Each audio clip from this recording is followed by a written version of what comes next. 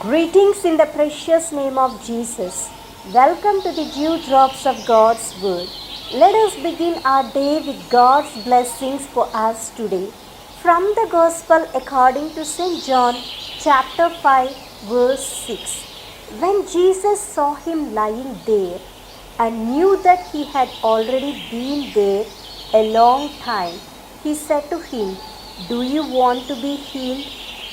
Today we see the Lord healing a man near the pool of Bethsaida, paralyzed for 38 long years and lying there in utter helplessness, looking for someone to help him.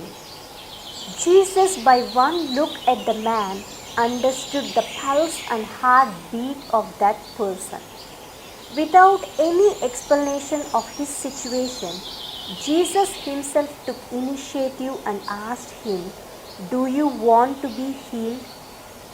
Christ, by asking this question, designed to excite in this person faith, hope, and a greater desire of being healed. He wished him to reflect on his miserable state, that he might be better prepared to receive a cure and to value it when it came. This poor man was not only physically helpless and enslaved by his paralysis, but he also appeared to be blinded to the good news of the gospel of Christ and the spiritual salvation he had been offered.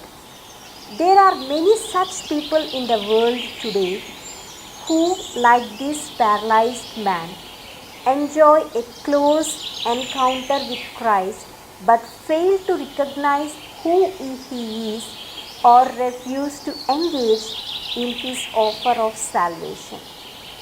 Shall we not pause for a while and see what our situation is? Are we not paralyzed by sickness or weaknesses that are deeply rooted and hindering us to come closer to Christ? Can we write it down on a paper what hinders us from getting healed? As Jesus asked the man today, in this moment, Jesus is asking us the same question. Do you want to be healed? Let us rise up and say, "Yes, Lord, I want to be healed. Make me clean." As we journey through life, may we never miss out on any close encounters that we may have with Christ. May we recognize His supernatural touch in so many of the natural things take place in our lives, and may we always be ready to give Him thanks and praise in everything, for this God's will for us. Let us say a small prayer. Abba Father, thank you for speaking to me through your holy word.